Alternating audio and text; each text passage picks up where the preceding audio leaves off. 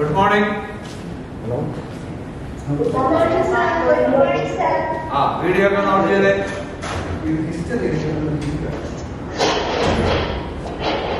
Okay. അപ്പോൾ നമ്മൾ ഇന്നലെ ഡൈജഷൻ ആൻഡ് അബ്സോർപ്ഷൻ തുടങ്ങി. അതിന്ന് കണ്ടിന്യൂ ചെയ്യാണ്. ഡെന്റിഷനെ കുറിച്ചാണ് നമ്മൾ കഴിഞ്ഞ ദിവസം പറഞ്ഞത്. ഹ്യൂമൻ ഡെന്റിഷൻ, ടീത്ത് ഡെന്റിഷൻ, ടീത്തിനെ കുറിച്ചാണ്. ഹ്യൂമൻ ഡെന്റിഷന് 3 പ്രോപ്പർട്ടി ഉണ്ട്. ഒന്ന് ഈക്കോഡോണ്ട് ആണ്, ഹെറ്ററോഡോണ്ട് ആണ്, ഡൈഫിയോഡോണ്ട് ആണ്.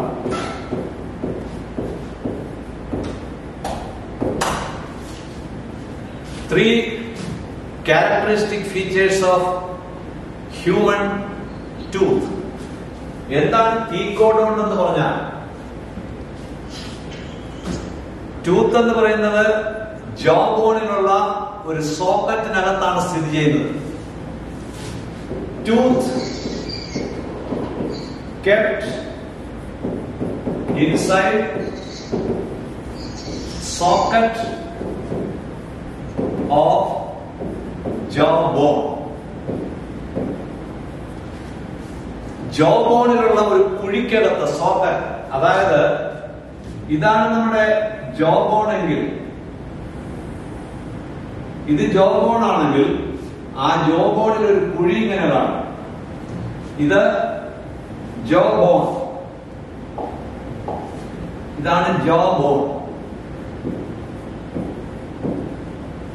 ആ ജോ ബോണിലുള്ള കുഴിക്കകത്താണ് പല്ല്. ഇതാണ് ടൂത്ത്.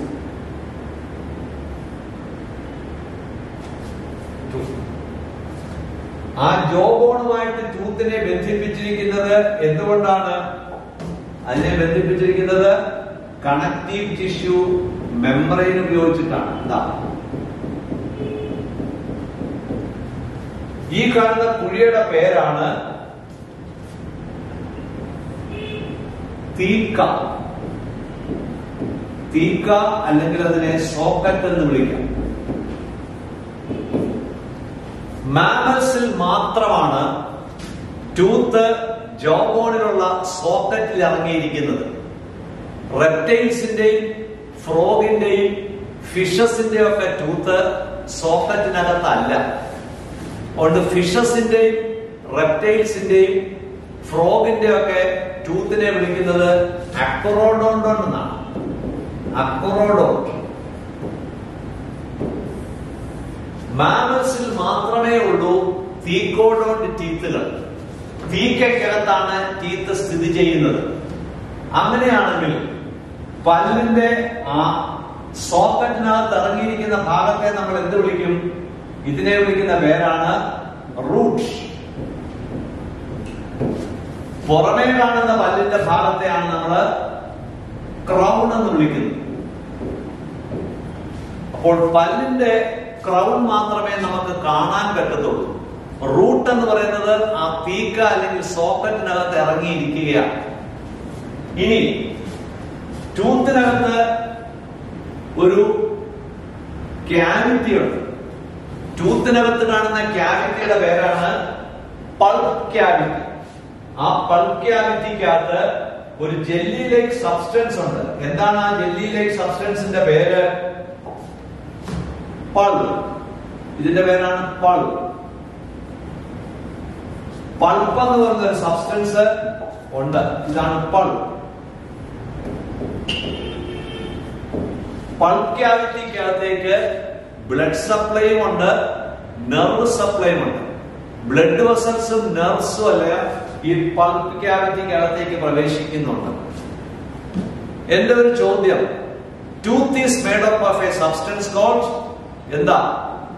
എന്ത് വസ്തു കൊണ്ടാണ്? ഇനാമൽ അല്ല, ഇനാമൽ അല്ല, dentine. Tooth is made up of dentine. Tooth is made up of dentine. Dentine എന്ന വസ്തു കൊണ്ടാണ് ടൂത്ത് ഉണ്ടാക്കിയിരിക്കുന്നത്. എന്നാൽ ക്രൗൺ റീജിയനില് ടൂത്തിനെ കവർ ചെയ്ത് എന്ത് കാണും? in the crown region, the tooth is covered by enamel. ഇവിടെ മാത്രമേ ഇനാമൽ ഉള്ളൂ, ക്രൗണിൽ മാത്രം.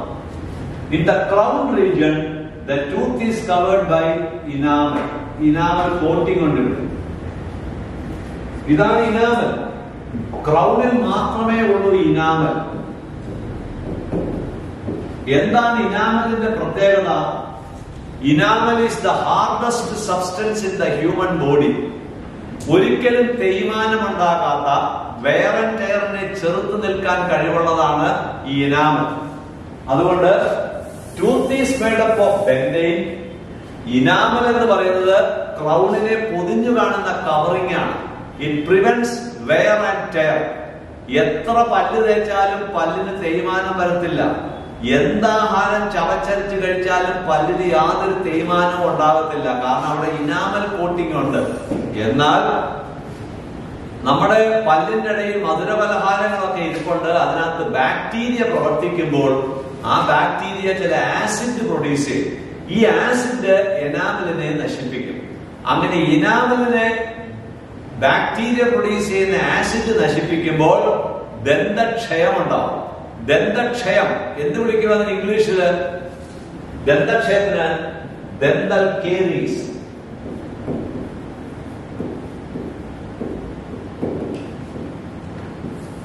ദന്തക്ഷയം, പ്രത്യേകിച്ച് പുഴുപ്പല്ല് എന്ന് പറയും. പുഴുപ്പല്ല് കൊച്ചു കുഞ്ഞുങ്ങൾക്ക് ചോക്ലേറ്റും ഒക്കെ ഒരുപാട് കഴിക്കുമ്പോൾ പല്ല് തേക്കാതെ കിടന്നുറങ്ങുമ്പോൾ അതിൽ ബാക്ടീരിയ പ്രവർത്തിച്ച് ആ ഇനാമലിന് തേയ്മാനം വരും.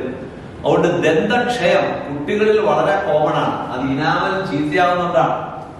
ഈ ഡെന്റൈനും ഇനാമലും തമ്മിലുള്ള പ്രത്യേകത എന്താണ്? പൾപ്പിനകത്ത് dentine producing സെല്ലുകളുമുണ്ട്, enamel producing സെല്ലുകളുമുണ്ട്. Dentine produce ചെയ്യുന്ന സെല്ലുകളെ എന്ത് വിളിക്കും നമ്മള്? ഓഡന്റോബ്ലാസ്റ്റ്. ഓഡന്റോബ്ലാസ്റ്റ് എന്ന് പറയുന്ന സെല്ലുകളാണ് ഡെന്റൈൻ പ്രൊഡ്യൂസ് ചെയ്യുന്നത്. ഇനാമൽ പ്രൊഡ്യൂസ് ചെയ്യുന്ന സെല്ലുകളെ വിളിക്കുന്നത് അമലോബ്ലാസ്റ്റുകൾ എന്നാണ്. അമലോബ്ലാസ്റ്റ്. അമലോബ്ലാസ്റ്റ് പ്രൊഡ്യൂസ് ഇനാമൽ, ഓഡന്റോബ്ലാസ്റ്റ് പ്രൊഡ്യൂസ് ഡെന്റൈൻ. ഇതാണ് ഏകദേശം ഒരു ടൂത്തിന്റെ ഘടന എന്ന് പറയുന്നത്. ഇതാണ് ടിപ്പിക്കൽ ടൂത്തിന്റെ ഘടന. അപ്പോൾ തീക്ക അല്ലെങ്കിൽ സോക്കറ്റിനകത്ത് ഇറങ്ങിയിരിക്കുന്നത് കൊണ്ടാണ് അതിനെ തീക്കോഡോഡ് എന്ന് പറയുന്നത്. Thecodont teeth present only in mammals. ഇനി അടുത്തത് ഹെറ്ററോഡോഡ്. എന്തുകൊണ്ടാണ് ഹ്യൂമൻ ടീത്ത് അല്ലെങ്കിൽ ഡെന്റിഷൻ ഹെറ്ററോഡോഡ് എന്ന് പറയുന്നത്? നമ്മുടെ എല്ലാ പല്ലുകളും ഒരുപോലെ ഇരുന്നുവെങ്കിൽ അതിനെ നമുക്ക് എന്ത് വിളിക്കാം? ഹോമോഡോഡ്. ഹോമോഡോഡ് എന്ന് പറഞ്ഞാൽ all the teeth look the same. ഹോമോഡോഡ് ഡെന്റിഷൻ കാണുന്നത് ആരിലാണ്? ഫിഷസിലും ഫ്രോഗിലും റെപ്റ്റൈൽസിലും ഒക്കെ പല്ലുകളെല്ലാം ഒരുപോലെ ഇരിക്കും. അത് ഹോമോഡോഡ്. മാമൽസിൽ പല്ലുകൾ 4 തരമുണ്ട്. 4 different kinds of teeth. അപ്പൊ ഹെറ്ററോഡോഡ് എന്ന് വിളിക്കുന്നത് 4 different kinds of tooth ഉള്ളത് കൊണ്ടാണ്. Different kinds of teeth. ഏതൊക്കെയാണ് ഈ 4 different kinds of teeth? Incisors, canine,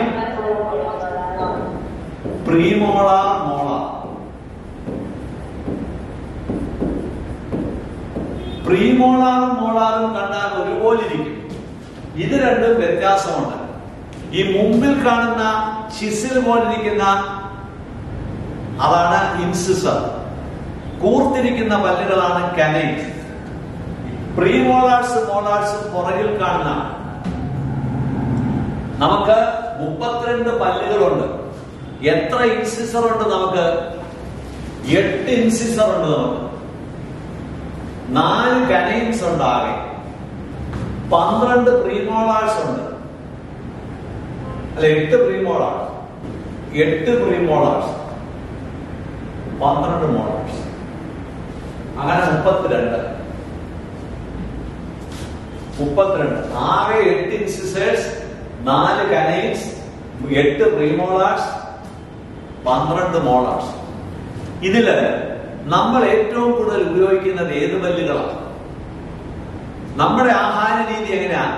ചവച്ചരയ്ക്കുന്നതാണ്. നമ്മൾ ഉപയോഗിക്കുന്നത് പ്രീമോളാർസ്, മോളാർസ്. പ്രീമോളാർസും മോളാർസുമാണ് നമ്മൾ ഉപയോഗിക്കുന്ന ച്യൂയിങ്ങിന്. ഈ നടുക്ക് കാണുന്ന ഇൻസിസേഴ്സ് നമ്മൾ ഉപയോഗിക്കാറില്ല. ഇൻസിസേഴ്സ് ഉപയോഗിക്കുന്നത് എലികളാണ്. കാനൈൻസ് ഉപയോഗിക്കുന്നത് carnivorous animals like dogs, cat, lion, tiger, ഇവരൊക്കെ. അപ്പോൾ നമ്മൾ സാധാരണഗതിയിൽ ഇൻസിസേഴ്സും അധികം ഉപയോഗിക്കാറില്ല, കാനൈൻസും നമ്മൾ അധികം ഉപയോഗിക്കാറില്ല. ഇൻസിസർ നമുക്ക് ഒത്തിരി ആവശ്യമൊന്നുമില്ല, പക്ഷെ ഇൻസിസർ ഇല്ലെങ്കിൽ കാണാൻ മഹാവൃത്തികേടായി. അത്രയേ ഉള്ളൂ. സൗന്ദര്യത്തിന് വേണ്ടിയാണ് ആ ഇൻസിസർ ഇവിടെ ഫിറ്റ് ചെയ്ത് വെച്ചിരിക്കുന്നത്. നമ്മൾ കൂടുതലും അണപ്പല്ലുകളാണ് ഉപയോഗിക്കുന്നത്, ചവച്ചരയ്ക്കാൻ, ഗ്രൈൻഡിങ് ടീത്ത്.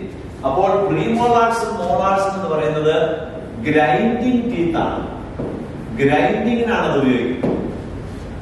നമ്മൾ ഒരു വശത്തെ എടുത്തു കഴിഞ്ഞാൽ അപ്പർ ജോയിലും ലോവർ ജോയിലുള്ള ടീത്തിന്റെ ഘടനയാണ് ഡെന്തൽ ഫോർമുല. അപ്പോൾ നമ്മുടെ ഡെന്തൽ ഫോർമുല എടുത്തു കഴിഞ്ഞാൽ human dental formula of adult. അഡൽട്ടിന്റെ ഡെന്തൽ ഫോർമുല എന്താണ്? ഇൻസിസേഴ്സ് 2/2. ഒരു വശത്ത് മുകളിൽ 2, താഴെ 2. കാനൈൻസ് 1/1. പ്രീമോളാർസ് 2/2. മോളാർസ് 3/3. അപ്പൊ മോളിൽ എഴുതിയിരിക്കുന്നതൊക്കെ അപ്പർ ജോ, താഴെ എഴുതിയിരിക്കുന്നതൊക്കെ ലോവർ ജോ. എന്ന് പറഞ്ഞാൽ സിമ്പിൾ ആയിട്ട് എഴുതിയാൽ 2/1, 2/3/2/1, 2/3. രണ്ടും കൂടെ വരുമ്പോൾ 32 ആയി. രണ്ട് സൈഡ്. ഈ മുകളിൽ എഴുതിയിരിക്കുന്നത് അപ്പർ ജോ, താഴെ എഴുതിയിരിക്കുന്നത് ലോവർ ജോ. ഒരു സൈഡ്, രണ്ട് സൈഡും കൂടെ 32. അതാണ് ഈ കാണിച്ചിരിക്കുന്നത് 32. എന്നാൽ നിങ്ങളിൽ പലർക്കും 32 പല്ല് കാണുകയില്ല. നിങ്ങളിലേക്ക് വാ തുറന്ന് കണ്ണാടിയിൽ പല്ലെന്ന് എണ്ണി നോക്കിക്കോളൂ. നിങ്ങളിൽ പല കുട്ടികൾക്കും ലാസ്റ്റ് മോളാർ ടീത്ത് ഡെവലപ്പ് ചെയ്ത് കാണത്തില്ല. സാധാരണഗതിയിൽ 18 വയസ്സ് കഴിയുമ്പോഴാണ് ഏറ്റവും അവസാനത്തെ മോളാർ ടീത്ത് പൊട്ടി മുളയ്ക്കുന്നത്. ചിലർക്ക് അത് 20 വയസ്സ് കഴിഞ്ഞാൽ, ചിലപ്പോൾ 21 വയസ്സൊക്കെ ആവുമ്പോഴാണ് ഏറ്റവും അവസാനത്തെ മോളാർ ടീത്ത് ഉണ്ടാകുന്നത്. ലാസ്റ്റ് മോളാർ ടൂത്തിനെ വിളിക്കുന്ന പേരെന്താണെന്ന് അറിയാമോ? Wisdom tooth. വിസ്ഡം ടൂത്ത് എന്ന് പറഞ്ഞ ലാസ്റ്റ് മോളാർ. നമ്മൾ സാധാരണ ലാസ്റ്റ് മോളാർ അധികം ഉപയോഗിക്കാറില്ല. അത്ര പുറകോട്ട് കൊണ്ടുപോയി നമ്മൾ ചവച്ചരയ്ക്കാറില്ല. നമുക്ക് ഏറ്റവും ആവശ്യമുള്ളത് പ്രീമോളാർസും ആദ്യത്തെ 2 മോളാർസും മതി. പ്രീമോളാർസും ഫസ്റ്റ് 2 മോളാർസും ധാരാളം മതി. ആ പല്ലുകൾ പറഞ്ഞു പോയാൽ ചവച്ചരയ്ക്കാൻ ബുദ്ധിമുട്ടാണ്. ഇൻസിസേഴ്സോ കനൈൻസോ പോയി എന്നുള്ളത് കൊണ്ട് ആഹാരം കഴിക്കാൻ ബുദ്ധിമുട്ടില്ല, കാണാൻ മഹാവൃത്തികേടായിരിക്കുമെന്നേ ഉള്ളൂ. പക്ഷെ മോളാർസും പ്രീമോളാർസും പോയാൽ ചവച്ചരയ്ക്കാൻ ബുദ്ധിമുട്ടാണ്. അതുകൊണ്ട് ഇതാണ് അഡൽട്ടിന്റെ ഡെന്തൽ ഫോർമുല. ഇനി രണ്ടാമത് ഡൈഫിയോഡോണ്ട് എന്ന് വിളിക്കുന്നത് എന്തുകൊണ്ടാണ്? ജീവിതകാലത്ത് 2 സെറ്റ് ഓഫ് ടീത്ത് ഉണ്ടാകുന്നുണ്ട്. ചൈൽഡ്ഹുഡ് പീരിയഡില് ഒരു സെറ്റ് ഓഫ് ടീത്ത്, അതിന്റെ പേരാണ് മിൽക്ക് ടീത്ത്. അത് പൂർണ്ണമായിട്ടും പൊഴിഞ്ഞു പോയിട്ട് പുതിയ ടീത്ത് ഉണ്ടാവും, അത് പെർമനന്റ് ടീത്ത്. അപ്പോൾ 2 sets of teeth, 2 sets of teeth in life cycle. ജീവിതകാലത്ത് 2 സെറ്റ് ഓഫ് ടീത്ത് ഉണ്ടാകുന്നത് കൊണ്ടാണ് അതിനെ ഡൈഫിയോഡോൺ. പക്ഷെ ഫ്രോഗിനാണെങ്കിലും ലിസാർഡിനാണെങ്കിലും സ്നേക്കിനാണെങ്കിലും ഒക്കെ ഒരു സെറ്റ് ഓഫ് ടീത്തെ ജീവിതകാലം മുഴുവൻ കാണുന്നുള്ളൂ. അപ്പൊ അതുകൊണ്ട് എന്ത് വിളിക്കും? ഫിഷസിന്റെയും ഫ്രോഗിന്റെയും റെപ്റ്റൈൽസിന്റെ ഒക്കെ പല്ലുകളെ നമ്മൾ വിളിക്കുന്നത് മോണോഫിയോഡോണ്ട് എന്നാണ്. മോണോഫിയോഡോൺ. മാമൽസിന് മാത്രമേ ഉള്ളൂ ഡൈഫിയോഡോൺ. മിൽക്ക് ടീത്തും പെർമനന്റ് ടീത്തും ഉണ്ടാകുന്നത് മാമൽസിൽ മാത്രം. അങ്ങനെയാണെങ്കിൽ കൊച്ചു കുഞ്ഞുങ്ങൾക്ക്, ഒരു കുഞ്ഞിന് എത്ര മാസമാകുമ്പോഴാണ് ആദ്യത്തെ പല്ല് മുളയ്ക്കുന്നത്? നിങ്ങൾക്ക് ജനിച്ചിട്ട് എത്രാമത്തെ മാസത്തിലാണ് ആദ്യത്തെ പല്ല് മുളച്ചത്? 1 വയസ്സാകുന്നതിന് മുമ്പ് അല്ലേ? 1 വയസ്സാകുന്നതിന് മുമ്പ് നിങ്ങൾക്ക് ആദ്യത്തെ ഒരു കുഞ്ഞിൽ ആദ്യം പൊട്ടിമുളയ്ക്കുന്ന പല്ല് ഏതാ? കേക്കട്ടെ. ലോവർ ജായിലെ 2 ഇൻസിസേഴ്സ് നടുക്ക്, അതായത് സെൻട്രൽ മാൻഡിബുലാർ ഇൻസിസേഴ്സ്. ഇത് ഈ ലോവർ ജായിലെ നടുക്ക് കാണുന്ന 2 ഇൻസിസേഴ്സ് ആണ് ആദ്യം പൊട്ടിമുളയ്ക്കുന്നത്. ഒരു ദിവസം രാവിലെ അമ്മ നിങ്ങളെ നോക്കിയപ്പോൾ കുഞ്ഞിന്റെ ലോവർ ജായിൽ വെളുത്ത നിറത്തിൽ നോക്കിയപ്പോൾ കുഞ്ഞിന് പല്ല് പൊട്ടിമുളച്ചു. അമ്മയ്ക്ക് സന്തോഷമായി. ഉടനെ ആ ചിരിക്കുന്ന കുഞ്ഞിനെ അമ്മ എടുത്തിട്ട് ഒരു സെൽഫി എടുത്തിട്ട് ലോകത്തുള്ള സർവ്വ ആൾക്കാരെ ഫേസ്ബുക്കും വാട്സപ്പും വഴി കാണിച്ചു, എന്റെ കുഞ്ഞിന് പല്ല് മുളച്ചു. ആ ഫോട്ടോ നിങ്ങൾക്ക് പക്ഷേ ജനിച്ച സമയത്ത് വാട്സപ്പും ഫേസ്ബുക്കും മൊബൈൽ ഫോണും ഒക്കെ ഇല്ലാതിരുന്നത് കൊണ്ട് ആ ഫോട്ടോ എടുക്കാനുള്ള ഭാഗ്യം ഉണ്ടായിട്ടില്ല. അപ്പൊ നിങ്ങൾക്ക് ഇനി കുഞ്ഞുങ്ങളൊക്കെ ഉണ്ടാവുമ്പോൾ ആദ്യമായിട്ട് പല്ല് പൊട്ടി മുളയ്ക്കുമ്പോൾ ആ ഫോട്ടോ എടുക്കുക, സൂക്ഷിച്ചു വെക്കാം. അപ്പോൾ ലോവർ മാൻഡിബുലാർ ഇൻസിസേഴ്സ് ആണ് ആദ്യം പൊട്ടിമുളയ്ക്കുന്നത്. പിന്നെ പുതിയ പുതിയ പല്ലുകൾ ഉണ്ടാവും. അങ്ങനെയാണെങ്കിൽ മിൽക്ക് ഡെന്റൽ ഫോർമുല എന്താണ്? What is milk dental formula? Milk dental formula എന്ന് പറഞ്ഞാൽ 2102/2102 into 2 ആകെ 20 പല്ലേ ഉള്ളൂ. എന്ന് പറഞ്ഞാൽ കൊച്ചു കുഞ്ഞായിരിക്കുമ്പോൾ നമുക്ക് പ്രീ മോളാർസ് ഇല്ല, ലാസ്റ്റ് മോളാറും ഇല്ല. പ്രീ മോളാർസ് ഇല്ല, മിൽക്ക് ഡെന്റീഷനിൽ പ്രീ മോളാർസും ഇല്ല, ലാസ്റ്റ് മോളാറും ഇല്ല. ഏറ്റവും കൂടുതൽ നമ്മൾ ചവച്ചരയ്ക്കാൻ ഉപയോഗിക്കുന്നത് പ്രീ മോളാർസ് ആണ്. എന്തുകൊണ്ടാണ് അതിനെ മിൽക്ക് ടീത്ത് എന്ന് വിളിക്കാൻ കാര്യം? കട്ടിയുള്ള ആഹാരം ചവച്ചരയ്ക്കാൻ മാത്രം പോരെ പ്രീ മോളാർസ്. ജനിച്ചു കഴിഞ്ഞ കുഞ്ഞിന് 6ാം മാസത്തിൽ നമ്മൾ പൊറോട്ട എടുത്ത് വായ്ക്കകത്തേക്ക് വെച്ചു കൊടുക്കുവോ, ഇറച്ചി കഷ്ണം വായ്ക്കകത്തേക്ക് എടുത്ത് വെച്ചുവോ, എള്ളുണ്ട എടുത്ത് വായ്ക്കകത്ത് വെക്കുവോ? ഇല്ല. കൊച്ചു കുഞ്ഞുങ്ങൾ ഒരു 5 വയസ്സ് വരെ ദ്രവരൂപത്തിലുള്ള ആഹാരം, പാലാണ് അവരുടെ ആഹാരം. ഇനി കട്ടിയുള്ള ആഹാരം കൊടുക്കുകയാണെങ്കിലും വെള്ളം ചേർത്ത് അരച്ചേ കൊടുക്കത്തുള്ളൂ. അതുകൊണ്ട് ഒരു 5 വയസ്സ് വരെ കുഞ്ഞുങ്ങളെ സംബന്ധിച്ചിടത്തോളം പാല് അല്ലെങ്കിൽ പാല് പോലെയുള്ള ആഹാരം കഴിക്കുന്നു. അങ്ങനെ പാല് കുടിക്കുന്ന പ്രായത്തിലുള്ള പല്ലായത് കൊണ്ടാണ് അതിനെ മിൽക്ക് ടീത്ത്. അതിന് പ്രീമോളാർസ് ആവശ്യമില്ല. കട്ടിയുള്ള ആഹാരം കുഞ്ഞുങ്ങൾക്ക് ആ സമയത്ത് കൊടുക്കത്തില്ല.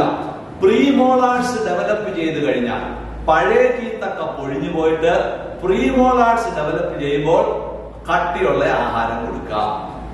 അതുകൊണ്ടാണ് അതിന് മിൽക്ക് ടീത്ത്. അത് മുഴുവൻ പൊഴിഞ്ഞു പോകും. മിൽക്ക് ടീത്തിന് വേറൊരു പേരുണ്ട്. എന്താണ്? പൊഴിഞ്ഞു പോകുന്ന പല്ലുകളായിട്ട് അതിനെ എന്ത് വിളിക്കും? Deciduous teeth. മിൽക്ക് ടീത്തിനെ ഡെസിഡുവസ് ടീത്ത് എന്ന് വിളിക്കും. ഡെസിഡുവസ്, പൊഴിഞ്ഞു പോകുന്നതാണ്. ചില കുട്ടികൾക്ക് 10 വയസ്സ്, 11 വയസ്സ്, 12 വയസ്സ് വരെ ആയിരിക്കും മിൽക്ക് ടീത്ത് പൊഴിഞ്ഞു പോകുന്നത്. ചിലപ്പോൾ മിൽക്ക് ടീത്ത് പൊഴിഞ്ഞു പോകാൻ താമസമെടുക്കും. അപ്പോഴെന്ത് ചെയ്തു? പെർമനന്റ് ടീത്ത് കാത്തിരിക്കത്തില്ല. ആ ഇരിക്കുന്ന മിൽക്ക് ടീത്തിന്റെ ഇടയിൽ കൂടെ ഇവ കയറി അങ്ങ് വളരും. അപ്പൊ പിന്നെ ഡെന്റിസ്റ്റിനെ കൊണ്ട് കാണിച്ച് ആ മിൽക്ക് ടീത്ത് എടുത്ത് കളയേണ്ടി വരും. താനെ ഇതങ്ങ് പൊഴിഞ്ഞു പൊക്കോളും. കാരണം അതിന്റെ റൂട്ട് വളരെ വീക്കാണ്. ചിലപ്പോൾ ആ മിൽക്ക് ടീത്ത് കുറച്ച് 10, 11, 12 വയസ്സായാലും പൂർണ്ണമായിട്ടും പൊഴിഞ്ഞു പോയില്ലെങ്കിൽ അതിന്റെ ഇടയിൽ കൂടെ കയറി പെർമനന്റ് ടീത്ത് വളരുമ്പോൾ ആകെ പ്രശ്നമാണ്. അപ്പൊ ഒരു ഡെന്റിസ്റ്റിനെ കാണുമ്പോൾ നിഷ്പ്രയാസം ഡെന്റിസ്റ്റ് ആ മിൽക്ക് ടീത്ത് അങ്ങ് എടുത്ത് കളയും. അതാണ് അതിന് ചെയ്യുന്നത്. അപ്പോൾ തീക്കോഡോൺ, ഹെറ്ററോഡോൺ, ഡൈഫിയോഡോൺ, ഇതിനകത്തുനിന്ന് ചോദ്യങ്ങൾ പ്രതീക്ഷിക്കാം. ഇനി അടുത്തത്. അപ്പോൾ ഡക്ടൽ ക്യാവിറ്റിയെ കുറിച്ച് കഴിഞ്ഞു. ഇനി നമുക്ക് ഫാരിങ്സ്, ഈസോഫാഗസ്. ഫാരിങ്സും ഈസോഫാഗസുമാണ് ഇങ്ങനെയാണ്. ഫാരിങ്സിൽ ഇപ്പൊ നമ്മുടെ മൗത്ത് ക്യാവിറ്റി, ഇതാണ് മൗത്ത് ക്യാവിറ്റി, ഇത് നേസൽ ക്യാവിറ്റി, ഇത് ഫാരിങ്സ്. ഫാരിങ്സിൽ നിന്ന് ഇതാണ് ട്രക്കിയ. ലങ്സിലേക്ക് എയർ പോകുന്ന ഇതുവഴിയാണ് ട്രക്കിയ. ട്രക്കിയയുടെ പുറകിലായിട്ട് ഈസോഫാഗസ്. ഇതാണ് oesophagus. Oesophagus passage of food. Trachea വഴി എയർ. ഇവിടെ ഫാരിങ്സ് എന്ന് പറയുന്നത് ഈ ഭാഗമാണ്. ഫാരിങ്സ് ഇത് ബക്കൽ ക്യാവിറ്റിയാണ്.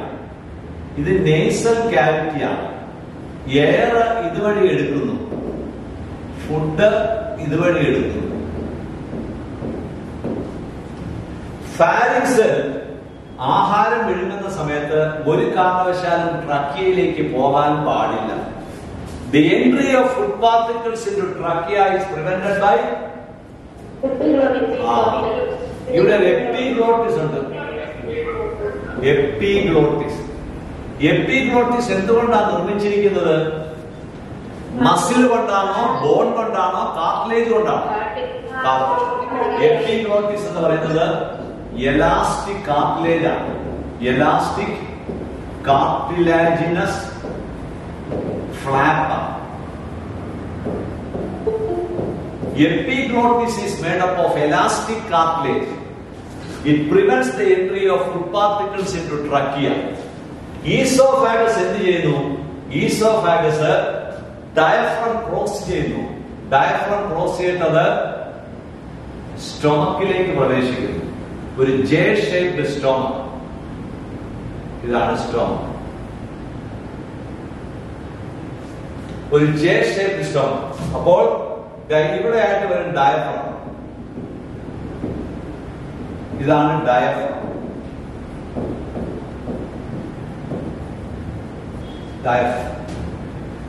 ഈസോഫാഗസിനും സ്റ്റൊമക്കിനും ഇടയിലായിട്ട് ഒരു വാൽവ് നമ്മൾ പറഞ്ഞു. എന്താണ് ആ വാൽവിന്റെ പേര്? Gastro oesophageal sphincter. Gastro oesophageal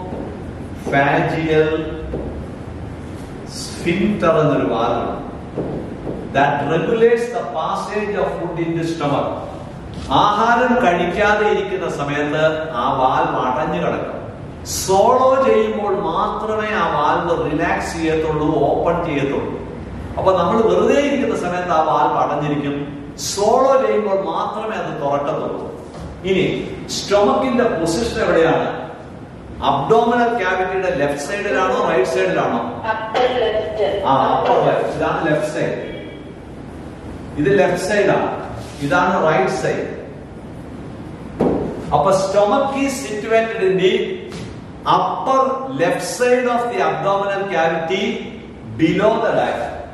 ഡയഫ്രത്തിന് തൊട്ട് താഴെയായിട്ട് അബ്ഡോമിനൽ ക്യാവിറ്റിയുടെ അപ്പർ ലെഫ്റ്റ് സൈഡ്. ഇതൊക്കെ എൻട്രൻസിന് ചോദിക്കുന്ന ചോദ്യങ്ങളാണ്. 4 സ്റ്റേറ്റ്മെന്റ് തരും. ആ സ്റ്റേറ്റ്മെന്റിനകത്ത് ഇൻകറക്റ്റ് സ്റ്റേറ്റ്മെന്റ് ഏതാണെന്നായിരിക്കും ചോദിക്കുന്നത്.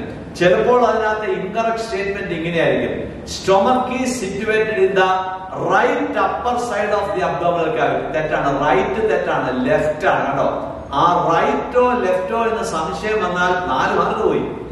നമ്മൾ ആ ഓപ്ഷൻ എല്ലാം വായിച്ചു നോക്കിയപ്പോൾ എല്ലാം ശരിയാണെന്ന് തോന്നും. കാരണം ആ കുട്ടിക്ക് സ്റ്റൊമക്ക് ലെഫ്റ്റ് സൈഡിലാണോ റൈറ്റ് സൈഡിലാണോ എന്ന് അറിയാൻ വയ്യ. അബ്ഡോമിനൽ ക്യാവിറ്റിയിലാണെന്ന് അറിയാം. റൈറ്റോ ലെഫ്റ്റോ എന്ന് അറിഞ്ഞുകൂടാ. അപ്പോൾ അവിടെ റൈറ്റ് എന്ന് പറഞ്ഞാൽ ഇൻകറക്റ്റ്, ലെഫ്റ്റ് എന്ന് പറഞ്ഞാൽ കറക്റ്റ്. ആ ഒറ്റ കാര്യം മതി അത് ആൻസർ ചെയ്യാൻ പറ്റാതെ വരും. അതുകൊണ്ട് ഇത് ഓരോന്നും ലെഫ്റ്റും റൈറ്റ് വരെ, അതാണ് എൻട്രൻസ് എന്ന് പറയുമ്പോൾ മൈന്യൂട്ട് ഡീറ്റെയിൽസ് വരെ നമ്മൾ പഠിക്കണം.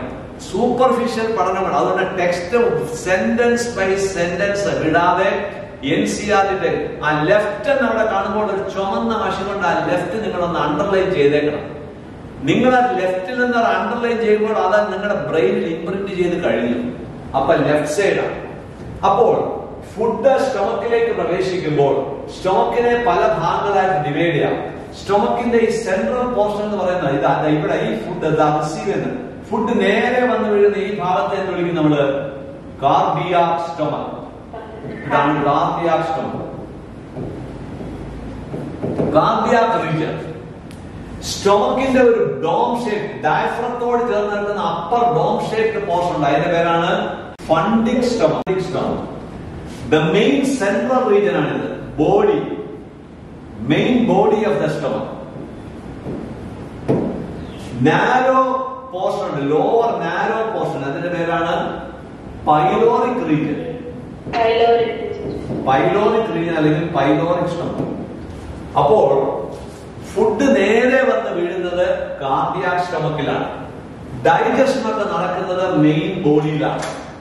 ഫണ്ടിക് സ്റ്റൊമക്കിലുള്ള സെല്ലുകളാണ് ഡൈജസ്റ്റീവ് എൻസൈംസ് പ്രൊഡ്യൂസ് ചെയ്തത്. പൈലോറിക്കിലോ, പൈലോറിക്കിൽ നിന്നാണ് ഫുഡിന് ഡിയോഡിനത്തിലേക്ക് പ്രവേശിക്കേണ്ടത്. ഇത് ഡിയോഡിനമാണ്.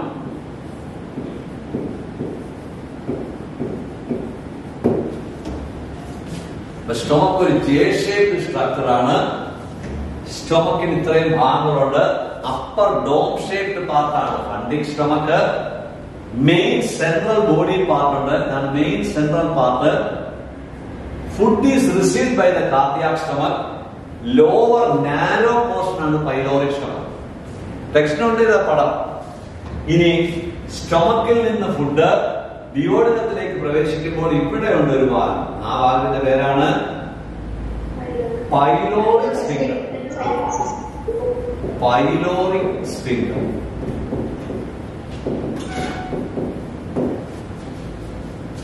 Pyloric sphincter. Pyloric sphincter opens into duodenum. ഡിയോഡിനമാണ് first part of the small intestine. അപ്പൊ ഇനി നമുക്ക് ആ സ്മോൾ ഇൻഡസ്ട്രിയിൽ ഒന്ന് നോക്കാനുണ്ട്. സ്മോൾ ഇൻഡസ്ട്രി വേറെ ഞാനത് കംപ്ലീറ്റ് കഴിക്കുന്നേരം പാർട്ട് ബൈ പാർട്ട് ആയിട്ടാണ്. ഇതിങ്ങനെ വന്നു.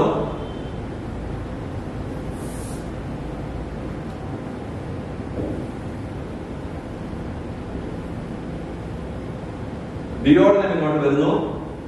Duodenum leads into what? Jejunum. Jejunum leads into ileum.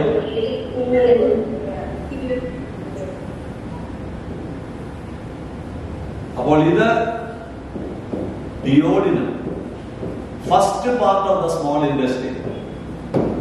Second part of the small intestine ആണ് jejunum. Last part of the small intestine ആണ് ഇലിയം. എല്ലാം കൂടെ ഏകദേശം ഒരു 5 മീറ്ററോളം നീളമുണ്ട്. അത്രയൊന്നും ഞാനിവിടെ വരച്ചിട്ടില്ല, കുറച്ച് ഭാഗമേ കാണിച്ചിട്ടുള്ളൂ. Duodenum, jejunum, ileum. Ileum leads into what? Ileum leads into caecum. Ileum ഒരു സീക്കത്തിലേക്ക് പ്രവേശിക്കുന്നു. Ileum leads into a caecum. ഇതാണ് സീക്കം എന്ന് പറയുന്നത്. സീക്കമാണ് first part of the large intestine. Caecum. എന്താണ് ഈ സീക്കത്തിന്റെ ഒരു പ്രധാനപ്പെട്ട function? Caecum contains a large number of symbiotic bacteria, friendly bacteria.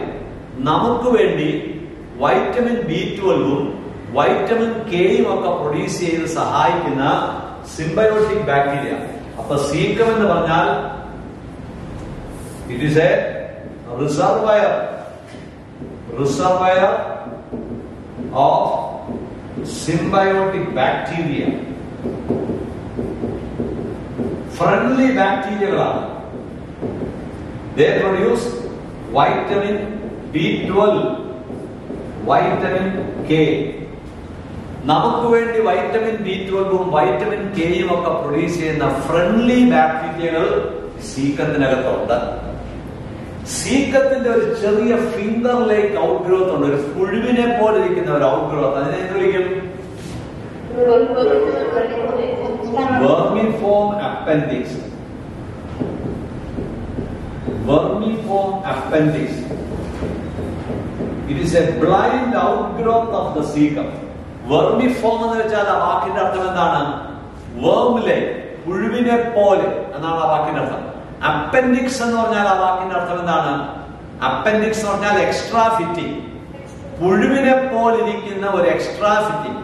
സീക്കത്തിന്റെ ഒരു എക്സ്ട്രാ ഫിറ്റിംഗ് ആണ് ഈ വെർമിഫോം അപ്പൻഡിക്സ്. വേർമിലെ ഈ വെർമിഫോം അപ്പൻഡിക്സിന് ഡൈജഷനുമായിട്ട് യാതൊരു ഫംഗ്ഷനും ഇല്ല. Vermiform appendix has no role in digestion and absorption. അങ്ങനെ ഡൈജസ്റ്റീവ് സിസ്റ്റത്തിന് യാതൊരു ഫംഗ്ഷനും പ്രൊവൈഡ് ചെയ്യാത്ത വെർമിഫോം അപ്പൻഡിക്സിനെ നമുക്ക് എന്ത് വിളിക്കാം? അതൊരു വെസ്റ്റീജിയൽ ഓർഗൻ ആണ്. Vermiform appendix is A vestigial organ. Vestigial organ എന്ന് പറഞ്ഞാൽ റൂഡിമെന്ററി നോൺ ഫങ്ഷണൽ ഓർഗൻ ആണ്. ചെറുതായി പോയി, വളരെ ചെറുതാണ്. റൂഡിമെന്ററി, ചെറുത്.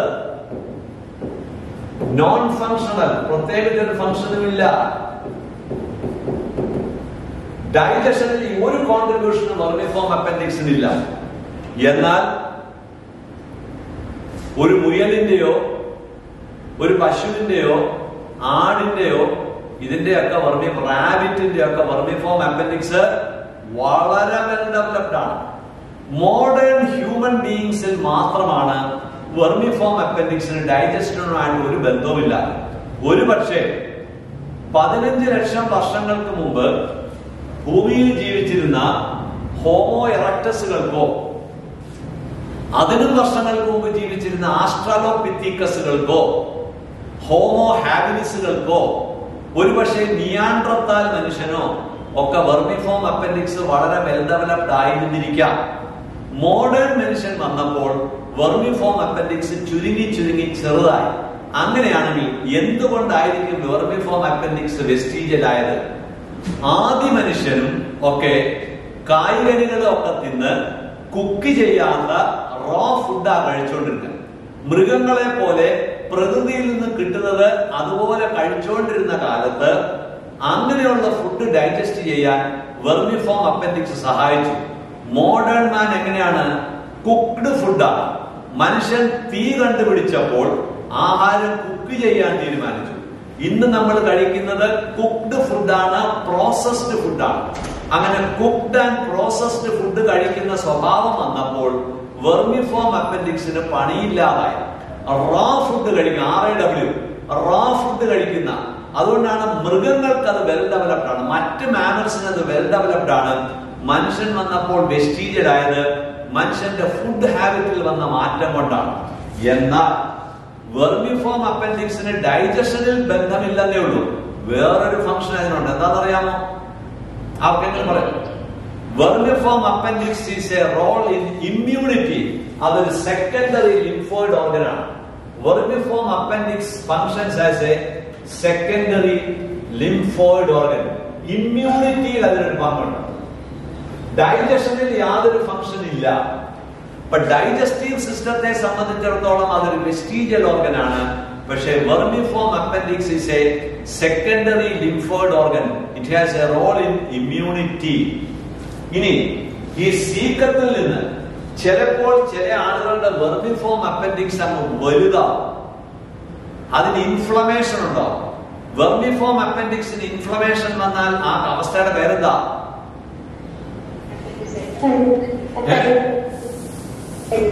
അപ്പൻഡിസൈറ്റിസ്. അപ്പൻഡിസൈറ്റിസ്.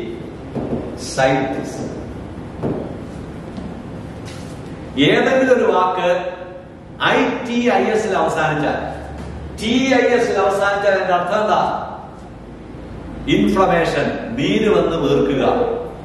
അങ്ങനെയാണെങ്കിൽ സ്റ്റൊമക്കിന്റെ ഭിത്തിയിൽ ഇൻഫ്ലമേഷൻ വന്നാൽ നമ്മൾ അതിനെ എന്ത് വിളിക്കും? സ്റ്റൊമക്കില് ഗ്യാസ്ട്രൈറ്റിസ്.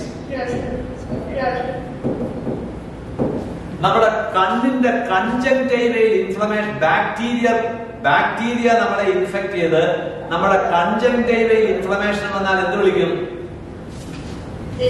കൺജങ്ക്റ്റിവൈറ്റിസ്. കൺജങ്ക്റ്റിവൈറ്റിസ്.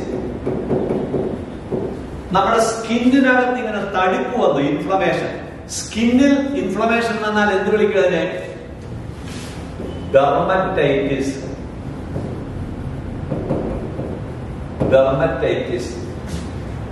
അപ്പോൾ TIS അവസാനിച്ചാൽ അതിതാണ്. പ്രോസ്റ്റേറ്റ് ഗ്ലാൻഡിലാണ് വരുന്നെങ്കിൽ പ്രോസ്റ്റാറ്റൈറ്റിസ്. Prostate gland, പ്രോസ്റ്റാറ്റൈറ്റിസ്. ഏതെങ്കിലും ഒരു വാക്ക് TIS അവസാനിച്ചാൽ, നമ്മുടെ പല്ലിന്റെ ഇടയ്ക്ക് ഒരു മോണയില്ലേ, മോണ, ഈ മോണവീക്കം വരും ചിലപ്പോൾ. മോണയ്ക്ക് എന്താ സയൻസിൽ പറയുന്നത്? ജിഞ്ചിവ. മോണവീക്കം, ജിഞ്ചിവൈറ്റിസ്. ജിഞ്ചിവൈറ്റിസ്. നാക്കിനകത്ത് ഇൻഫ്ലമേഷൻ വരും, നാക്ക് കടിച്ചു വീർക്കും.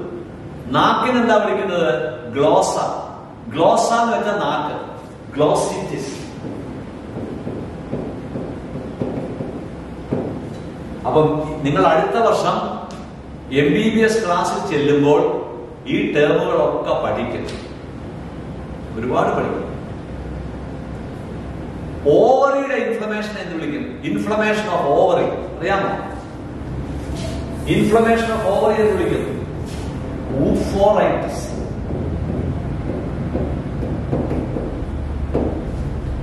ഇൻഫ്ലമേഷൻ ഓഫ് ടെസ്റ്റിസിനെ എന്ന് വിളിക്കുന്ന അറിയാം? ടെസ്റ്റിസിന്റെ ഇൻഫ്ലമേഷൻ. ടെസ്റ്റിസിന്റെ ഇൻഫ്ലമേഷൻ. ഓർക്കിറ്റിസ്. ടെസ്റ്റിസിന്റെ ഇൻഫ്ലമേഷൻ ആണ് ഓർക്കിറ്റിസ്. ഓവിഡക്ട് അല്ലെങ്കിൽ ഫാലോപ്പിയൻ ട്യൂബ് ഇൻഫ്ലംഡ് ആയാൽ എന്ത് വിളിക്കും? ഫാലോപ്പിയൻ ട്യൂബ് അങ്ങ് വീർത്തുപോയി. ഇൻഫ്ലമേഷൻ ഓഫ് ഫാലോപ്പിയൻ ട്യൂബ് പറഞ്ഞുകൂടാ, സാൽപിൻജൈറ്റിസ്.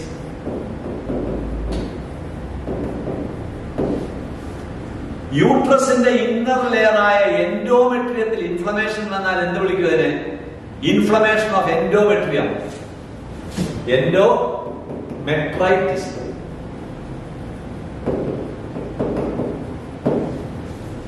ലിവറിന്റെ ഇൻഫ്ലമേഷൻ എന്ന് വിളിക്കും? ഇൻഫ്ലമേഷൻ ഓഫ് ലിവർ അറിഞ്ഞൂടാ, ഹെപ്പറ്റൈറ്റിസ്.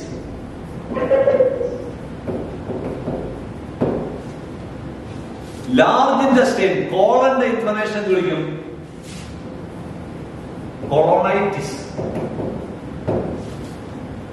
അപ്പോൾ മനുഷ്യ ശരീരത്തിലുള്ള ഏത് ഓർഗനും ഇൻഫ്ലമേഷൻ സംഭവിക്കാം. TIS-ലാണ്. ഇപ്പൊ തന്നെ പകുതി ഡോക്ടറായി കഴിഞ്ഞു നിങ്ങൾ. എത്ര മെഡിക്കൽ ടൈം പഠിച്ചു? ഒരുപാട് മെഡിക്കൽ ടൈം പഠിച്ചില്ലേ? അപ്പോൾ നമുക്ക് ഇനി കോളനാണ് അടുത്തത്. ഇനി കോളനാണ് ഞാൻ പറയുന്നത്. അതാണ് കോളൻ. അടുത്തത് ഞാൻ കോളൻ വരയ്ക്കാം. കോളൻ ഇങ്ങനെ വന്നിട്ട്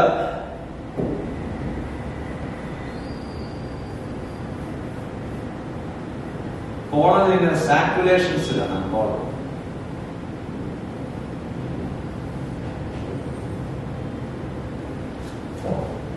കോളന് ഒരു അസെൻഡിങ് കോളൻ ഉണ്ട്, ട്രാൻസ്വേഴ്സ് കോളൻ ഉണ്ട്, ഡിസെൻഡിങ് കോളൻ ഉണ്ട്. ഇതിനെ വിളിക്കുന്ന പേരാണ് അസെൻഡിങ് കോളൻ. Ascending colon. ഇതാണ് transverse colon. Transverse colon.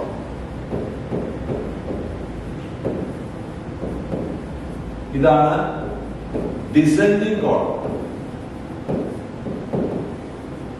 Descending colon. ഇതിനെ വിളിക്കുന്ന പേരാണ് sigmoid colon. Sigmoid colon. Sigmoid colon opens into rectum and anus. അപ്പൊ കോളൻ എന്ന് പറയുന്നത് ലാർജ് ഇൻറ്റസ്റ്റൈന്റെ ഭാഗമാണ്. അപ്പൊ സീക്കവും കോളനും റെക്ടവും കൂടെ ചേരുമ്പോൾ ലാർജ് ഇൻറ്റസ്റ്റൈൻ ആയി. Caecum, colon, rectum. കോളന് 3 ഭാഗമുണ്ട്: അസെൻഡിങ്, ട്രാൻസ്വേഴ്സ്, ഡിസെൻഡിങ്. കോളനിൽ കണ്ട ഇങ്ങനെ സാക്കുലേഷൻസ് കാണാത്ത ഇങ്ങനെ ആ സാക്കുലേഷൻസിനെ വിളിക്കുന്നവരാണ് ഹോസ്ട്ര. ഹോസ്ട്ര. സാക്കുലേഷൻ, സാക്കുലേഷൻസ് ഓഫ് കോളൻ. കോളനിൽ കാണുന്നത് ഇങ്ങനെ സാക്കായിട്ട് അതിനെ ഹോസ്ട്ര എന്നാണ് വിളിക്കുന്നത്. കോളന്റെ പ്രധാനപ്പെട്ട ജോലി എന്താണ്? What is the function of colon? കോളന്റെ പ്രധാനപ്പെട്ട ഫംഗ്ഷൻ എന്ന് പറയുന്നത് absorption of water, absorption of water, minerals and some drugs.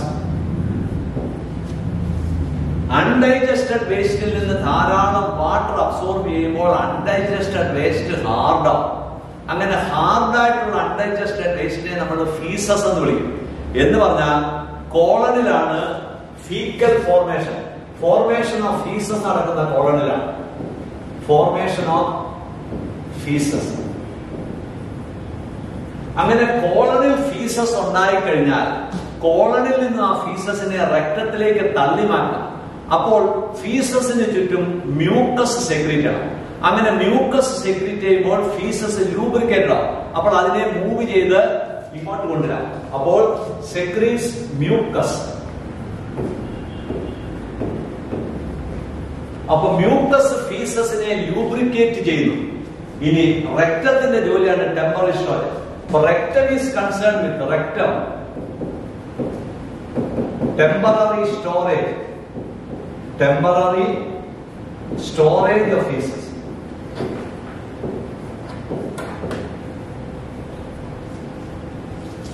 കോളനിൽ നിർമ്മിക്കപ്പെടുന്ന ഫീസസ് മ്യൂക്കസിനോടൊപ്പം ഇവിടെ വരുന്നു, റെക്ടത്തിൽ സ്റ്റോർ ചെയ്യും. കോളനും റെക്ടവും കൂടെ ചേരുമ്പോൾ നമ്മൾ അതിനെ എന്ത് വിളിക്കും? Colon plus rectum constitute what is known as bowel എന്ന് വിളിക്കും. കോളനെയും റെക്ടത്തെയും കൂടെ വിളിക്കുന്ന പേരാണ് ബവൽ. അപ്പോൾ കോളനിൽ ഫീക്കൽ മെറ്റീരിയൽ വന്ന് നിറഞ്ഞു കഴിയുമ്പോൾ നമുക്കൊരു സ്റ്റിമുലസ് ഉണ്ടാവും, നെർവസ് സ്റ്റിമുലസ്. അപ്പൊ ബവൽസ്, കോളന്റെയും റെക്ടത്തിന്റെയും ഭിത്തിയിലുള്ള മസിൽസ് പതുക്കെ പതുക്കെ പെരിസ്റ്റാൾട്ടിക് കൺട്രാക്ഷൻ കാണിക്കും. അങ്ങനെ പെരിസ്റ്റാൾട്ടിക് കൺട്രാക്ഷൻ കോളനിലും റെക്ടത്തിലും നടന്നാൽ മാത്രമേ ഡെഫീക്കേഷൻ നടക്കത്തുള്ളൂ. അതിനെ വിളിക്കുന്ന പേരാണ് bowel movements. Bowel movements cause defecation. ഇപ്പൊ ഡെഫീക്കേഷൻ നടക്കണമെങ്കിൽ ബവൽ മൂവ്മെന്റ്സ് നടക്കണം. ബവൽ മൂവ്മെന്റ്സ് തീരെ നടക്കാതിരുന്നാൽ കോൺസ്റ്റിപ്പേഷൻ ഉണ്ടാവും. ബവൽ മൂവ്മെന്റ്സ് ആവശ്യത്തിൽ കൂടുതൽ നടന്നാൽ ഡയറിയ ഉണ്ടാകാം. Abnormal bowel movements can lead to diarrhoea. Irregular bowel movements can cause constipation. Abnormal bowel movements cause diarrhoea, irregular bowel movements cause constipation. അപ്പൊ bowel movements വളരെ പ്രധാനമാണ്. അപ്പോൾ ഇതാണ് ആ ലാർജ് ഇൻറ്റസ്റ്റൈന്റെ ഒരു സ്ട്രക്ചർ ആയി കഴിഞ്ഞു. ഇനി നമുക്ക് പഠിക്കാനുള്ളത് ഈ അലിമെന്ററി കനാലിന്റെ histology of gut wall. Gut എന്ന് പറഞ്ഞാൽ അലിമെന്ററി കനാൽ. അലിമെന്ററി കനാലിന്റെ മറ്റൊരു പേരാണ് ഗട്ട്, GUT. അപ്പോൾ ഗട്ട് വാളിന്റെ ഹിസ്റ്റോളജി നമുക്ക് പഠിക്കാം. Histology of gut wall. Histology of gut wall. അങ്ങനെയാണെങ്കിൽ നമുക്ക് സ്റ്റൊമക്കിന്റെ ഒരു ക്രോസ് സെക്ഷൻ എടുക്കാം. ഞാൻ വരയ്ക്കാൻ പോകുന്നത് ക്രോസ് സെക്ഷൻ ഓഫ് സ്റ്റൊമക്ക് ആണ്. ഈസോഫാഗസിന്റെയോ സ്റ്റൊമക്കിന്റെയോ സ്മോൾ ഇൻറ്റസ്റ്റൈന്റെയോ ലാർജ് ഇൻറ്റസ്റ്റൈന്റെയോ ഒരു സെക്ഷൻ എടുത്താൽ ഈ കാണുന്ന എല്ലാ ഹിസ്റ്റോളജിയും കാണാം. ടിപ്പിക്കലായിട്ട് സ്റ്റൊമക്ക് ഞാൻ എടുത്തു വന്നേ ഉള്ളൂ. സ്റ്റൊമക്കിന്റെ ഒരു ക്രോസ് സെക്ഷൻ എടുത്താൽ സ്റ്റൊമക്കിന്റെ വാളാണ്. ഇതാണ് outermost layer of the stomach. Outermost layer.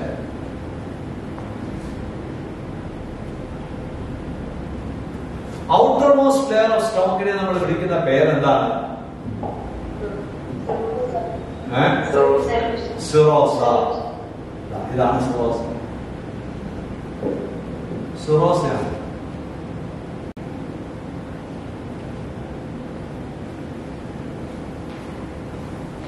This is called cirrhosis.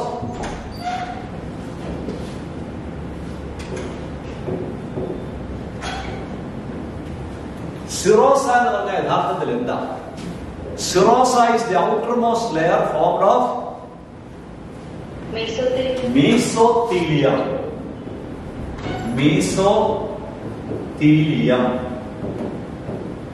അതിന്റെ താഴെ plus connective tissue. Connective tissue നമ്മൾ പ്രത്യേകിച്ച് പറയേണ്ട കാര്യമില്ല. കാരണം എന്താണ്? ഏത് എപ്പിത്തീലിയത്തിന്റെ താഴെ നിർബന്ധമായിട്ട് ഒരു കണക്റ്റീവ് ടിഷ്യൂ ഉണ്ടായിരിക്കണം. അതുകൊണ്ട് സിറോസ എന്ന് പറഞ്ഞാൽ മീസോത്തീലിയം കൊണ്ടാണ്. എന്താണ് മീസോത്തീലിയം? മീസോത്തീലിയം എന്ന് പറഞ്ഞാൽ എപ്പിത്തീലിയം ഡിറൈവ്ഡ് ഫ്രം മീസോഡർ. മീസോഡറിൽ നിന്നുണ്ടായ എപ്പിത്തീലിയത്തിനെയാണ് നമ്മൾ മീസോത്തീലിയം എന്ന് വിളിക്കുന്നത്. അപ്പോൾ serosa is a mesothelium with some connective tissue. നമ്മുടെ ബോഡി ക്യാവിറ്റിയെ വിളിക്കുന്ന പേരെന്താ? The body cavity of an embryo is called what? എന്താ? എംബ്രിയോയുടെ ബോഡി ക്യാവിറ്റി വിളിക്കുന്ന പേരെന്താണ്? പറഞ്ഞോടാ. എന്ന് വിളിക്കും സീലോ. എംബ്രിയോയുടെ ബോഡി ക്യാവിറ്റി, നമ്മൾ ഏർലി എംബ്രിയോയുടെ ബോഡി ക്യാവിറ്റി, വളരെ ഏർലി എംബ്രിയോ ഇംപ്ലാന്റേഷൻ ഒക്കെ നടന്നു കഴിഞ്ഞാൽ ആദ്യം ഏർലി എംബ്രിയോ ഉണ്ടാകുമ്പോൾ എംബ്രിയോയുടെ ബോഡി ക്യാവിറ്റിയെ സീലോം എന്ന് വിളിക്കും. പക്ഷേ വളർന്നു കഴിഞ്ഞാൽ അഡൽറ്റിന്റെ ബോഡി ക്യാവിറ്റിയെ സീലോം എന്നല്ല വിളിക്കുന്നത്. സീലോം എന്തായിട്ട് മാറും? അഡൽറ്റിന്റെ ബോഡി ക്യാവിറ്റി വിളിക്കുന്ന പേരെന്താണ്? ആർക്ക് പറയാം? Peritoneal cavity. Peritoneal cavity. അപ്പൊ എംബ്രിയോയുടെ സീലോം എന്ന് പറയുന്ന ക്യാവിറ്റി അഡൽറ്റിൽ വരുമ്പോൾ പെരിട്ടോണിയൽ ക്യാവിറ്റിയായി. നമ്മുടെ ഡൈജസ്റ്റീവ് സിസ്റ്റവും റീപ്രൊഡക്റ്റീവ് സിസ്റ്റവും ഇതെല്ലാം സ്ഥിതി ചെയ്യുന്നത് പെരിട്ടോണിയൽ ക്യാവിറ്റിക്കകത്താണ്. ഒരാൾ മരിച്ചു കഴിഞ്ഞാൽ അയാളുടെ ശരീരം ഒരു 2-3 മാസത്തേക്ക് കേടുകൂടാതെ സൂക്ഷിക്കണമെങ്കിൽ ഡോക്ടർമാർ എന്ത് ചെയ്യും? മരിച്ചു കഴിഞ്ഞ മൃതദേഹത്തിന്റെ വയറിങ്ങോട്ട് തുറക്കും. എന്നിട്ടാണ് അലിമെന്ററി കനാലും അതും ഇതും എല്ലാം എടുത്തെന്ന് കളയും. എടുത്തു കളഞ്ഞിട്ട് പെരിട്ടോണിയൽ ക്യാവിറ്റിക്കകത്ത് പഞ്ഞി വെച്ചിട്ട് പഞ്ഞിക്കകത്ത് സ്പിരിറ്റോ ഫോർമാലിനോ മുക്കിയിട്ട് ആ പഞ്ഞി നിറച്ചിട്ട് കുത്തിവെക്കും. അതിനെ വിളിക്കുന്ന പേരാണ് എംബാം ചെയ്യുക. എംബാം ചെയ്ത മൃതശരീരം എത്ര ദിവസം വേണമെങ്കിലും കേടുകൂടാതെ ഇരിക്കും. അപ്പൊ നമ്മുടെ ശരീരത്തിൽ അലിമെന്ററി കനാലും എല്ലാം എടുത്തു കളഞ്ഞാൽ കാണുന്ന ക്യാവിറ്റിയുടെ പേരാണ് പെരിട്ടോണിയൽ ക്യാവിറ്റി. അങ്ങനെയാണെങ്കിൽ ഞാൻ ഇങ്ങനെ വരയ്ക്കാം. ഇതാണ് നമ്മുടെ പെരിട്ടോണിയൽ ക്യാവിറ്റി. ആ പെരിട്ടോണിയൽ ക്യാവിറ്റിക്കകത്താണ് ഇതാണ് അലിമെന്ററി കനാൽ. ഇത് ഗട്ട്. ഇത് ഗട്ടാണ്. ഇതെന്താണ്? ഇത് നമ്മുടെ ബോഡി വാൾ. ഇതാണ് നമ്മുടെ ബോഡി വാൾ. ഇതാണ് നമ്മുടെ ഗട്ട് വാൾ. അലിമെന്ററി കനാലിന്റെ ഭിത്തിയെ ഗട്ട് വാൾ എന്ന് വിളിക്കും. Outer body wall. ബോഡി വാളിനും ഗട്ട് വാളിനും ഇടയ്ക്ക് കാണുന്ന ഈ സ്പേസിന്റെ പേരാണ് പെരിട്ടോണിയൽ ക്യാവിറ്റി. ഇതാണ് പെരിട്ടോണിയൽ ക്യാവിറ്റി. അങ്ങനെയാണെങ്കിൽ പെരിട്ടോണിയൽ ക്യാവിറ്റിയുടെ ഈ ഗട്ടിന്റെ ഔട്ടർ മോസ്റ്റ് ലെയർ എന്താണെന്നാ പറഞ്ഞത്? സിറോസിസ്. മീസോത്തീലിയം. ഗട്ടിനെ പൊതിഞ്ഞു കാണുന്ന ലെയർ മീസോത്തീലിയമാണ്. ബോഡി വാളിന്റെ ഇന്നറിലും കാണുന്ന എന്താ? ഇതും മീസോത്തീലിയം.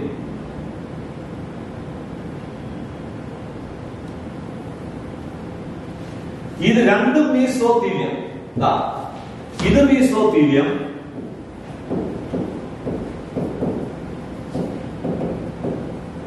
ഇതും മീസോത്തീലിയം. രണ്ട് മീസോത്തീലിയം എന്ന് പറഞ്ഞാൽ പെരിട്ടോണിയൽ ക്യാവിറ്റി എന്ന് പറഞ്ഞാൽ രണ്ടു വശവും മീസോത്തീലിയത്താൽ ലൈൻ ചെയ്യപ്പെട്ട ഒരു ക്യാവിറ്റിയാണ്. വെളിയിലും മീസോത്തീലിയം ഉണ്ട്, ഉള്ളിലും മീസോത്തീലിയം ഉണ്ട്. 4 പാടും മീസോത്തീലിയം. ഈ മീസോത്തീലിയത്തിന് വേറൊരു പേരുണ്ട്. എന്താണ്? പെരിട്ടോണിയൽ ക്യാവിറ്റിയുടെ ലൈനിങ്ങിന് വേറൊരു പേരുണ്ട്. എന്താണ്? പെരിട്ടോണിയം. ഇതാണ് ഇന്നർ പെരിട്ടോണിയം. ഇത് ഇന്നർ പെരിട്ടോണിയം. ആ മെംബ്രെയിനെ വിളിക്കുന്നവരാണ് ഇന്നർ പെരിട്ടോണിയം. അങ്ങനെയാണെങ്കിൽ ഇത് ഔട്ടർ പെരിട്ടോണിയം. Outer peritoneum. അങ്ങനെയാണെങ്കിൽ സിറോസ എന്ന് പറയുന്നത് എന്താണ്? ഇന്നർ പെരിട്ടോണിയത്തിനെ വിളിക്കുന്ന പേരാണ് സിറോസ. ഇന്നർ പെരിട്ടോണിയത്തിനെ വിളിക്കുന്ന പേരാണ് സിറോസ. ഇനി ഈ ഗട്ടിന്റെ സ്ഥാനത്ത് യൂട്രസ് ആണെന്നിരിക്കട്ടെ. ഗട്ടിന്റെ സ്ഥാനത്ത് യൂട്രസ് ആണെങ്കിൽ ഈ സിറോസ എന്തായിരിക്കും? ഗട്ടിന്റെ സ്ഥാനത്ത് ഞാൻ യൂട്രസ് ആണ് വരയ്ക്കുന്നത്. അങ്ങനെയാണെങ്കിൽ ആ സിറോസ എന്തായിരിക്കും? പെരിമെട്രിയം. പെരിമെട്രിയം. അപ്പോൾ സിറോസ എന്ന് പറഞ്ഞാൽ പെരിട്ടോണിയൽ ക്യാവിറ്റിയിൽ കാണുന്ന ഓർഗൻസിനെ പൊതിഞ്ഞു കാണുന്ന ഒരു കവറിംഗ് ആണ് ഈ സിറോസ. അങ്ങനെയാണെങ്കിൽ യൂട്രസിന്റെ സിറോസയെ നമ്മള് പെരിമെട്രിയം എന്ന് വിളിക്കും. ഹാർട്ടിന്റെ സിറോസയെ നമ്മള് പെരികാർഡിയം എന്ന് വിളിക്കും. ലങ്ങിന്റെ സിറോസയെ നമ്മള് പ്ലൂറ എന്ന് വിളിക്കും. ഇതെല്ലാം സിറോസ തന്നെയാണ്. ഇതെല്ലാം സിറോസയാണ്. ഓക്കെ, ഇതെല്ലാം സിറോസയാണ്. അപ്പോൾ ഒരു പടം കൂടെ ഞാൻ ജസ്റ്റ് ഒന്ന് വരച്ചിട്ട് നിർത്തേക്കാം. അതായത്